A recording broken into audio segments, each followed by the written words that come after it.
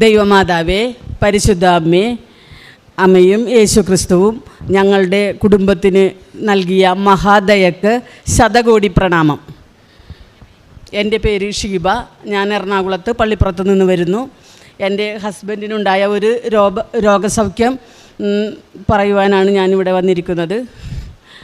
എൻ്റെ ഭർത്താവിന് ഒരു 9 വർഷം മുമ്പുണ്ടായ ഒരു ക്യാൻസർ ബാധിച്ച് പുലിയാമ്പുല്ലരി കാസിനോമ എന്ന് പറഞ്ഞ ഒരു ക്യാൻസർ വയറിനെ ബാധിക്കുകയും വയറിൽ 2.5 കിലോയുള്ള ഒരു ട്യൂമർ ഉണ്ടാകുകയും അത് ടച്ച് ചെയ്തിരുന്ന എല്ലാ ആന്തരിക അവയവങ്ങൾക്കും ക്യാൻസർ ബാധിച്ച് പഴുപ്പ് ബാധിക്കുകയും ഉണ്ടായി.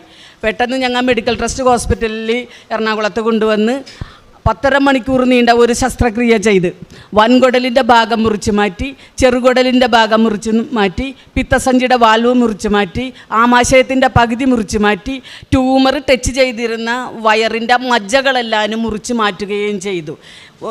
അന്നനാളത്തിൽ കൂടി ഭക്ഷണം ഇറങ്ങാത്തത് കൊണ്ട് ആമാശയത്തിൽ നിന്നൊരു ട്യൂബ് ഫിറ്റ് ചെയ്ത് അങ്ങനെ ഓപ്പറേഷൻ കഴിഞ്ഞ് മരിച്ചതിലും കഷ്ടമായിട്ട് ഈ ആളെ വെൻറ്റിലേറ്ററിലാക്കി. അപ്പം ഞാൻ തിയേറ്ററിൻ്റെ പുറത്തിരുന്ന് കരഞ്ഞുകൊണ്ടിരിക്കുമ്പോൾ ഒരു സ്ത്രീ എൻ്റെ അടുത്ത് വന്നിട്ട് കൃപാസനത്തിൻ്റെ പത്രം തന്നിട്ട് പറഞ്ഞ്, അമ്മച്ചി പ്രാർത്ഥിക്ക്, ദൈവത്തിന് അസാധ്യമായി ഒന്നും തന്നെയില്ല. അപ്പോൾ എനിക്ക് കൃപാസനം എന്താണെന്നാ ഒന്നും അറിയില്ല. പക്ഷേ ഈ തന്ന പത്രം ഞാൻ മടക്കി എൻ്റെ നെഞ്ചോട് ചേർത്ത് വെച്ച്, മാതാവേ, എൻ്റെ ഭർത്താവിന് പൂർണ്ണ സൗഖ്യം തരണമേ. ഈ മനുഷ്യൻ കടലിൽ ജോലി ചെയ്യണതാണ്. 20-18 ദിവസം കഴിഞ്ഞാൽ വലിയ ബോട്ടിൽ പോയാൽ തിരിച്ചു വരാറുള്ളൂ. അങ്ങനെ ഒരു ദിവസം ജോലിക്കായിട്ട് പോയി കടലിൽ വെച്ചാണ് ഒരു ബുദ്ധിമുട്ട് തോന്നി. അവർ 4 ദിവസം കൊണ്ട് കടലിൽ നിന്ന് കരക്കെത്തിച്ച് ഹോസ്പിറ്റലിൽ ചെന്ന്, അപ്പോൾ ഇന്ന വിഷയങ്ങളൊക്കെ ഉണ്ട്, ഇത്രയും ഭാഗങ്ങൾ മുറിച്ച് മാറ്റണം, ഓപ്പറേഷൻ ചെയ്യേണ്ടതില്ല, അത്രയും ഡാമേജ് ആയി എന്നാണ് ഡോക്ടറൊക്കെ പറഞ്ഞിരുന്നത്. മെഡിക്കൽ ട്രസ്റ്റ് ഹോസ്പിറ്റലിലെ ദീപക് ബർമയാണ് ഈ ഓപ്പറേഷൻ ചെയ്തത്. അങ്ങനെ പുള്ളി വെൻറ്റിലേറ്ററിലാണ്. അപ്പോഴാണ് പുറത്തിരുന്ന എൻ്റെ കൃപാസന പത്രം തന്നിട്ട് ഒരു ചേച്ചി പ്രാർത്ഥിക്കാൻ പറഞ്ഞത്. ഞാൻ ഈ പത്രം നെഞ്ചോട് ചേർത്ത് വെച്ച്, എൻ്റെ മാതാവേ, എൻ്റെ ഭർത്താവിന് പൂർണ്ണ സൗഖ്യം തരണമേ എന്ന് പ്രാർത്ഥിച്ച്. പിന്നെ അന്ന് തൊട്ട് എല്ലാ ദിവസവും ഞാൻ ഈ പേപ്പർ വെച്ച് മാതാവിനോടും കർത്താവിനോടും പ്രാർത്ഥിക്കാൻ തുടങ്ങി. പിന്നെ ഇതിനെ വെൻറ്റിലേറ്ററിൽ നിന്ന് പുറത്ത് കൊണ്ടുവന്ന് റൂമിലോട്ട് കൊണ്ടുവന്ന് കിടത്തിയപ്പോഴാണ് പറയണത്, ഇനി ഭക്ഷണം ഇങ്ങനെ ഇറങ്ങൂല, വെള്ളമൊന്നും ഇങ്ങനെ അന്നനാളത്തിൽ കൂടിയൊന്നും പോകൂല, ആമാശയത്തിലൊരു ട്യൂബ് ഫിറ്റ് ചെയ്തിട്ടുണ്ട്, ഇനി അങ്ങനെ വേണം, കുറഞ്ഞ നാളുകളെ ജീവിച്ചിരിക്കുള്ളൂ, പക്ഷെ അത്രയും നാൾ നമുക്ക് വെള്ളമൊക്കെ ആമാശയത്തിൽ ഈ ഇട്ട ട്യൂബിൽ കൂടി വേണം കൊടുക്കാനെന്ന് പറഞ്ഞ്. അങ്ങനെ കുറച്ച് ദിവസങ്ങളൊക്കെ കഴിഞ്ഞ് ഇത് ബോധമൊക്കെ വീണ് ഇത്തിരി വെള്ളം ചോദിക്കാൻ തുടങ്ങിയപ്പോൾ സിസ്റ്റ് പറഞ്ഞ്, ഇങ്ങനെ ഗ്ലൂക്കോസ് തന്നുണ്ട്, ആമാശയത്തിൽ ഒരു ട്യൂബ് ഇട്ടിട്ടുണ്ട്, അതിൽ കൂടി അത്യാവശ്യം വെള്ളമൊക്കെ തന്നുണ്ട്, വായയിൽ കൂടി കുടിക്കാൻ പറ്റൂലെന്ന് പറഞ്ഞപ്പോൾ ഈ മനുഷ്യൻ സമ്മതിച്ചില്ല. എനിക്ക് അങ്ങനെ ജീവിക്കേണ്ട, ഞാൻ 57 വയസ്സ് വരെയും ജീവിച്ചിട്ടുണ്ട് ഒന്നുമില്ലാതെ, ഈ ആമാശയത്തിൽ കൂടി ഭക്ഷണം തന്നിട്ട് എനിക്ക് ജീവിക്കേണ്ടെന്നും പറഞ്ഞ് ഈ ട്യൂബ് വലിച്ചു പറിക്കാൻ തുടങ്ങി. അപ്പോൾ അവർ വന്ന് കൈകളൊക്കെ കെട്ടിവെച്ച് ദിവസങ്ങളോളം പിറ്റേ ദിവസവും ഇങ്ങൊരു വായിലൂടെ വെള്ളം വേണമെന്നും പറഞ്ഞ് ബഹളം വെച്ച് അത് സഹിക്കാൻ പറ്റാണ്ടായപ്പോൾ അവർ ഡോക്ടറിനെ വിളിച്ച്. അപ്പോൾ ഡോക്ടർ പറഞ്ഞൊരു കാര്യം ചെയ്യാം, നമുക്ക് സാംബശിവനെ തിയേറ്ററിലോട്ട് ഒന്നും കൂടി കൊണ്ടുപോയിട്ട് അല്പം വെള്ളം കൊടുത്തിട്ട് പുള്ളി അതൊന്ന് ബോധ്യപ്പെടട്ടെ, എന്നിട്ട് നമുക്ക് വൊമിറ്റ് ചെയ്യാൻ ശ്രമിക്കുമ്പോൾ റിട്ടേൺ എടുക്കുക എന്ന് പറഞ്ഞിട്ട് ഒരു ദിവസം ഒരു വൈകുന്നേരം 7 മണിയായ സമയത്ത് ഈ മനുഷ്യനെ തിയേറ്ററിലോട്ട് കൊണ്ടുപോയി. ഞാൻ അതിൻ്റെ വാതിക്ക ചെന്ന് ഇരിക്കുകയാണ്. അങ്ങനെ ഞാൻ വിഷമിച്ചു, അയ്യോ, ഈ ക്യാൻസറുമാണ്, ഇത്രയൊക്കെ മുറിച്ചും മാറ്റി, പിന്നെ ഇനി ഒരു വെള്ളം പോലും വായി കൂടി കഴിക്കാനും പറ്റൂലല്ലോ എന്ന് ഓർത്ത് മനസ്സ് വെന്ത് ഞാനിങ്ങനെ കരഞ്ഞിരിക്കുമ്പോൾ അവിടെ തൊട്ടടുത്ത് കിടന്ന ആ റൂമിലുള്ള ഒരു ചേച്ചി ക്രിസ്തുവിൻ്റെ മുൾക്കിരീടം ഉള്ള ഒരു ബുക്ക് എൻ്റെ കയ്യിൽ കൊണ്ടുതന്നു. ബുക്ക് ഞാൻ തുറന്നൊന്നും അത് നോക്കിയില്ല, പുറത്തുള്ള പടം കണ്ടതാണ്, രക്തം ഇങ്ങനെ കണ്ണിൽ നിറ്റി വീണിട്ടുള്ള ഒരു ഇത്. അപ്പം ഞാനതിങ്ങനെ നെഞ്ചോടടക്കി പിടിച്ച് ഇതിനെ തിയേറ്ററിൽ കയറ്റിയാക്കിയാണ് വെള്ളമൊക്കെ ഇത് കൊടുക്കാനായിട്ട്. അങ്ങനെ ഞാൻ കർത്താവിനോട് ഇങ്ങനെ പ്രാർത്ഥിച്ച്, കർത്താവേ, മരണത്തിലും കഷ്ടമായിട്ടാണ് ഈ മനുഷ്യനെ തിരിച്ചു തന്നാക്കണത്, ഇങ്ങനെ എനിക്ക് തിരിച്ചു തരരുത്.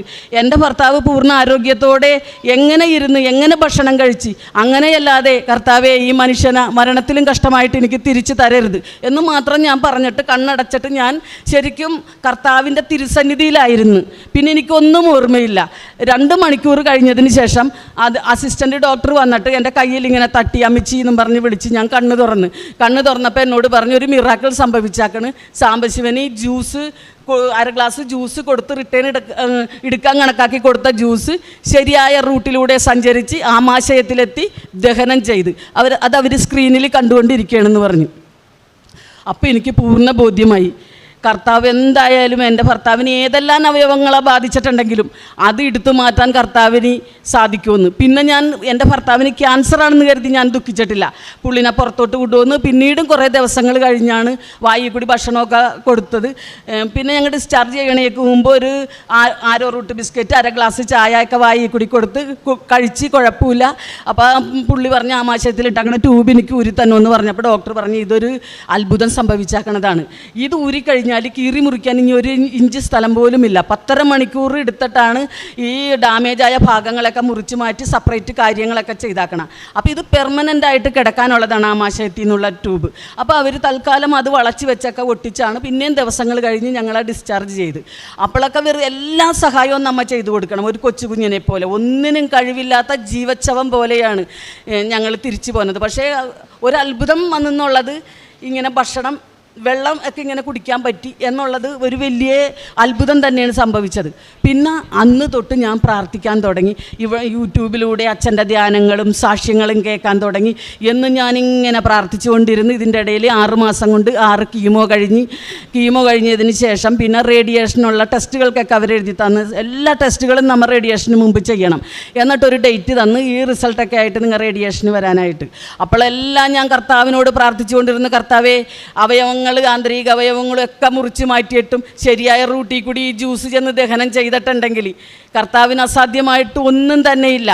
കർത്താവ് എൻ്റെ ഭർത്താവിൻ്റെ ക്യാൻസർ സൗഖ്യപ്പെടുത്തുമെന്ന് തന്നെ ഞാൻ ഉറച്ച് വിശ്വസിച്ച് ഞാൻ എൻ്റെ ഭർത്താവിനോടും മകനോടും ഒക്കെ പറഞ്ഞ് ഞാൻ ഇടതടവില്ലാതെ ഇങ്ങനെ പ്രാർത്ഥിച്ചുകൊണ്ടിരിക്കുമ്പോൾ വീട്ടിലെല്ലാവർക്കും ശല്യമായി. ഹിന്ദുക്കളായതിൻ്റെ പേരിൽ എല്ലാവരും അതത്ര സ്വീകരിക്കൂലല്ല. ഈ മാറിയ മനുഷ്യൻ പോലും എന്നോട് പറഞ്ഞത് ലക്ഷങ്ങൾ ചിലവാക്കി ഇത്രയൊക്കെ നമ്മ ചെയ്ത് ഇപ്പം നമ്മ വന്നേക്കണ് ക്യാൻസർ ഓൾറെഡി ഉണ്ട് താനും, എന്തിനാണ് ഈ മാതിര തല്ലി അലച്ച് പ്രാർത്ഥിക്കണേന്നും പറഞ്ഞ് എല്ലാവരും എന്നെ വഴക്ക് പറയാണ്. പിന്നെ ഞാൻ കർത്താവിൻ്റെ ഒരു ഫോട്ടോ വീട്ടിൽ വാങ്ങി വെച്ച് കർത്താവിനോട് നിരന്തരം ഞാൻ സംസാരിച്ചു കൊണ്ടിരുന്നു. കർത്താവെ, ഞാൻ പ്രാർത്ഥിക്കുമ്പോൾ ആരും എന്നെ ഉപദ്രവിക്കാത്ത രീതിയിൽ എൻ്റെ വീട്ടിലുള്ള കുടുംബാംഗങ്ങളെയും കൂടി എനിക്ക് ഒരുക്കി തന്നെ. ഞാൻ സാക്ഷ്യം വെച്ച് ഇങ്ങനെ വെളുപ്പിന് 2 മണി വരെയൊക്കെ ഞാൻ സാക്ഷ്യം കണ്ടുകൊണ്ടിരിക്കുള്ളൂ. ഇവർ ഉറക്കത്തിൽ നിന്ന് കണ്ണു തുറക്കുമ്പോൾ എന്നെ പിണങ്ങും. മോനൊക്കെ പറയും, അമ്മച്ചി ഭ്രാന്ത് വരും ഈ മാതിര ഇതൊക്കെ കണ്ടു കഴിഞ്ഞിട്ടുണ്ടെങ്കിൽ ഇത് കുറച്ച് നേരം അടച്ചു വെക്കുക എന്ന് പറഞ്ഞുകൊണ്ട് മോനും വഴക്ക് പറയും.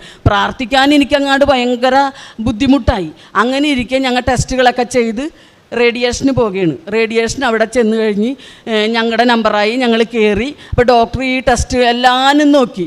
അപ്പോൾ ഞങ്ങളുടെ ഒപ്പം തന്നെ വൻകുടലിൽ ഒരു പൊട്ട് തൊട്ട് അത്രയും ഭാഗത്ത് ക്യാൻസറുള്ള ഒരു ആളുണ്ടായിരുന്നു കീമോ ചെയ്യാൻ.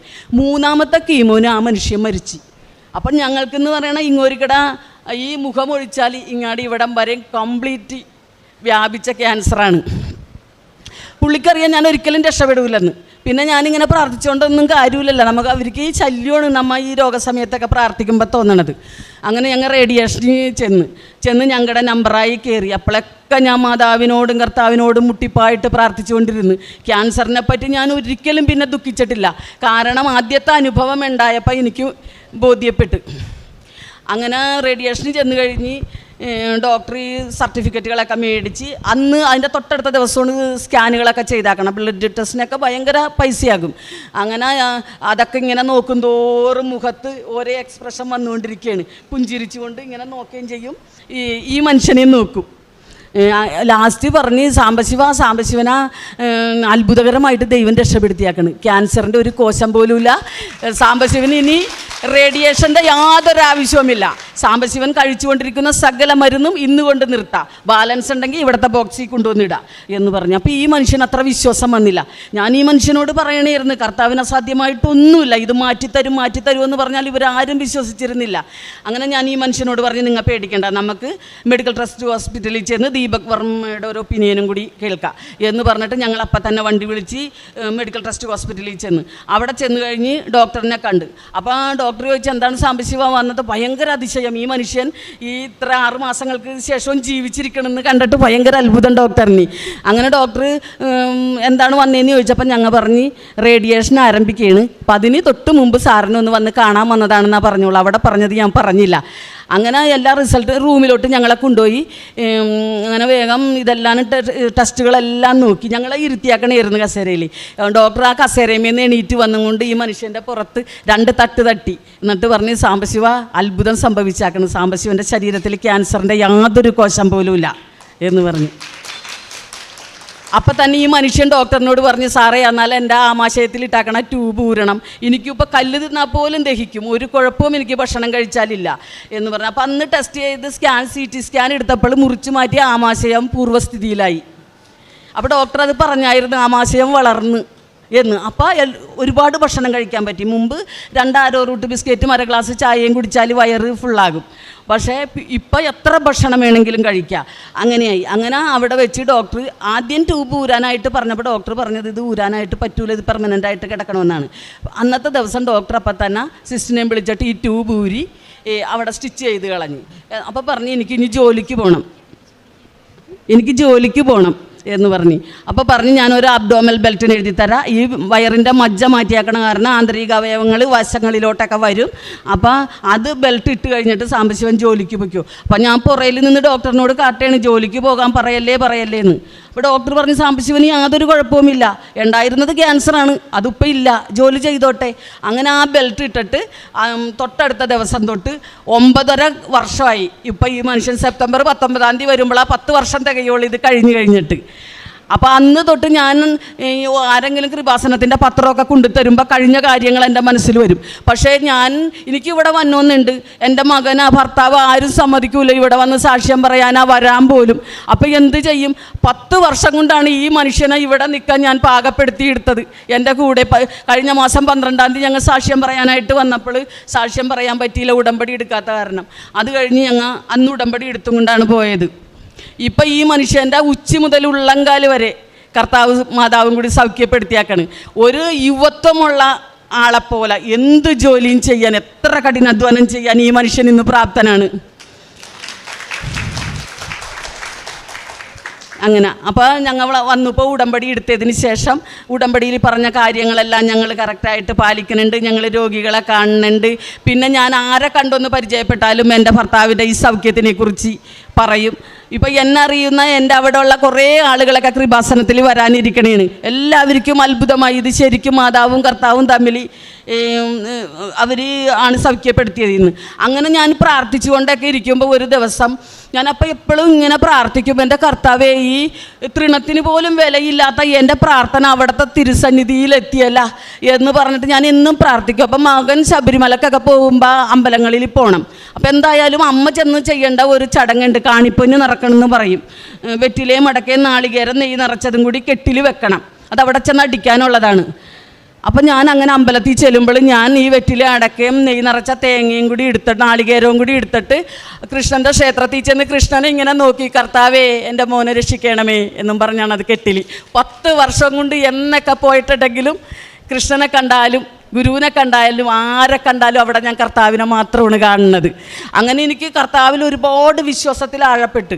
പിന്നെ ഞാൻ യൂട്യൂബിൻ്റെ സാക്ഷ്യങ്ങളൊക്കെ കാണുമ്പോൾ പലപ്പോഴും എൻ്റെ ഭർത്താവ് എന്നെ വഴക്ക് പറഞ്ഞിട്ടുണ്ട്. എന്നാൽ ഞാൻ പ്രാർത്ഥിച്ച എൻ്റെ കർത്താവേ, ഞാനിത് കാണാനും ഞാൻ പ്രാർത്ഥന എത്തിക്കുമ്പോഴും എനിക്ക് ശല്യത്തിനായി ആരും തന്നെ ഉണ്ടാവരുത്, ഇവരെല്ലാം എനിക്ക് ഒരുക്കി തന്നെ. അങ്ങനെ ഒരു ദിവസം കൊണ്ട് ഞാൻ പുറത്തു പോയി വരുമ്പോൾ എൻ്റെ ഭർത്താവ് അച്ഛൻ്റെ ധ്യാനം വെച്ച് കാണുന്നു. ഞാൻ ഏറ്റവും കൂടുതൽ സന്തോഷിച്ച ദിവസമാണ് അന്ന്. അത് കഴിഞ്ഞ് പിന്നെ ദിവസവും ഒരു വെളുപ്പിന് ഇവർക്ക് വെളുപ്പിന് 3 മണിക്ക് ബോട്ടിൽ എണീക്കണം, കാരണം വെളുപ്പിനെ എണീറ്റ് കുളിക്കും.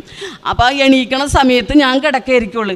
ആ സമയം അച്ഛൻ്റെ ഒരു ധ്യാനം ഓൺ ചെയ്ത് തലയണടേര വെച്ചുകൊണ്ട് പോകും. അപ്പം ഞാൻ കണ്ണ് തുറക്കണത് അച്ഛൻ്റെ ഒരു ധ്യാനം കേട്ടുകൊണ്ടാണ്. പിന്നെ ഞാൻ എന്നും സാക്ഷ്യം കണ്ടുകൊണ്ടിരിക്കും. കർത്താവിനോട് ഞാൻ കൂടുതൽ അടുത്ത് ഏത് നിമിഷവും ഞാൻ എൻ്റെ ഭർത്താവിനെ ഇങ്ങനെ രക്ഷിച്ച് തന്നതിന് ഞാൻ നന്ദി പറഞ്ഞുകൊണ്ടും വിശ്വാസപ്രമാണം ചൊല്ലിക്കൊണ്ടിരിക്കും. അങ്ങനെ ഒരു ദിവസം എൻ്റെ മോളെ ആലപ്പുഴയാണ് കൊടുത്താക്കണം, ഒരു ആർമി ഓഫീസറാണ് കെട്ടിയാക്കണത്. അപ്പോൾ അവർ ജമ്മു കാശ്മീരായിരുന്നു. അപ്പോൾ അവർ കുട്ടികളെയൊക്കെ ഇവിടെ സ്കൂളിൽ ചേർക്കാനായിട്ട് ഇങ്ങോട്ട് വന്നു കഴിഞ്ഞപ്പോൾ ഞാനൊരു ദിവസം മോളുടെ അടുത്ത് പോയി. അപ്പം ഞാൻ പോകുമ്പോൾ അന്ന് എനിക്ക് അറിഞ്ഞുകൂടാ ഇതാണ് കൃപാസനമെന്നാ, ഈ വഴിക്കാണ് പോണതൊക്കെ, പക്ഷെ എനിക്കറിയാൻ പാടില്ല. അങ്ങനെ ഞാനിങ്ങനെ എപ്പോഴും ഇങ്ങനെ പ്രാർത്ഥിച്ചുകൊണ്ടിരിക്കുമ്പോൾ ആലപ്പുഴ ഒരു കടലിൻ്റെ അടുത്തോ കൂടി ബസ് പോകും. അവിടെ കുറേ നല്ല പഞ്ചസാര മണലിങ്ങനെയുണ്ട്, പഴുത്ത് കിടക്കണ പുരി വെയിലത്ത് ഒരു ദിവസം കർത്താവിൻ്റെ കുരിശി ചുമക്കണ ഒരു ഭാഗം ഞാൻ ദർശിക്കുകയാണ്. ഭയങ്കരമായൊരു കുരിശി, കർത്താവിനത് എടുത്ത് പൊക്കാൻ പറ്റണില്ല, ഇങ്ങനെ മുട്ടിട്ട് ഇങ്ങനെ വീണ് പോണ്. പക്ഷേ ഈ കുരിശും കൊണ്ട് നിവരാൻ ശ്രമിക്കുക, ഇങ്ങനെ വീണ് പോണ ഒരു രൂപം ഞാൻ ജീവനോടെ ദർശിക്കുകയാണ്. ഞാനത് വന്ന് എൻ്റെ ഭർത്താവിനോട് പറയുകയാണ്, ശ്യാംചേട്ടാ, ഞാൻ കർത്താവിനെ ജീവനോടെ ചലിക്കുന്ന രൂപത്തിൽ ഞാൻ കർത്താവിനെ കണ്ട്.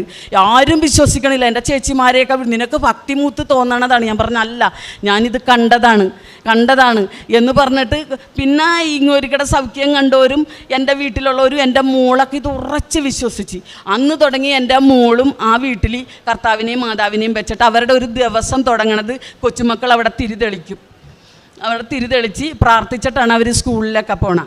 പിന്നെ ഞാനിപ്പോൾ ഉടമ്പടി എടുത്തതിന് ശേഷം ഞങ്ങളുടെ ഒരു ദിവസം ആരംഭിക്കണത് വെളുപ്പിനെ എണീറ്റ് ഞാൻ കുളിച്ച് വന്നിട്ട് തൈലം തൊട്ട് വിശ്വാസപ്രമാണം ചെയ്ത് തിരിതെളിച്ച് മാതാവിൻ്റെ മുമ്പിൽ മുട്ടുകുത്തി പ്രാർത്ഥിച്ചതിന് ശേഷം അവിടെ നിന്ന് എണീറ്റിട്ട് എൻ്റെ ഭർത്താവിൻ്റെ അടുത്ത് ചെന്ന് തൈലം എടുത്ത് നെറ്റത്ത് കുരിശ് വരച്ച് തലയിൽ കൈവച്ച് വിശ്വാസപ്രമാണം ചൊല്ലും. അതിനുശേഷം ഈ തൈലം ഈ മുറിവേറ്റ വയറിലോട്ട് ഞാൻ തേച്ചും കൊണ്ട് പ്രാർത്ഥിക്കും. അത് കഴിഞ്ഞിട്ട് എൻ്റെ മകൻ കിടന്നുറങ്ങിയിരിക്കുള്ള ആ സമയത്ത് സമയത്ത് ചെന്നിട്ട് ലൈറ്റ് ഇട്ട് അവനെ വിളിച്ചും കൊണ്ട് അവൻ്റെ നെറ്റത്തും ഈ തൈലം കുരിശ് വരച്ച് അവനോട് വാതുറക്കാൻ പറഞ്ഞിട്ട് ഈ വിശുദ്ധ ഉപ്പ് മോനെ, ഒരു ദിവസത്തിൻ്റെ ആദ്യം ഈ വിശുദ്ധ ഉപ്പ് നീ അല്പാൽപമായിട്ട് നുഴഞ്ഞിറക്കുന്നും പറഞ്ഞിട്ട് അത് വായിലിട്ട് കൊടുക്കും. അപ്പോൾ അതിനൊന്നും അവൻ ഇന്ന് വരെ ഇപ്പോൾ ഒരു തടസ്സവും പറയണില്ല.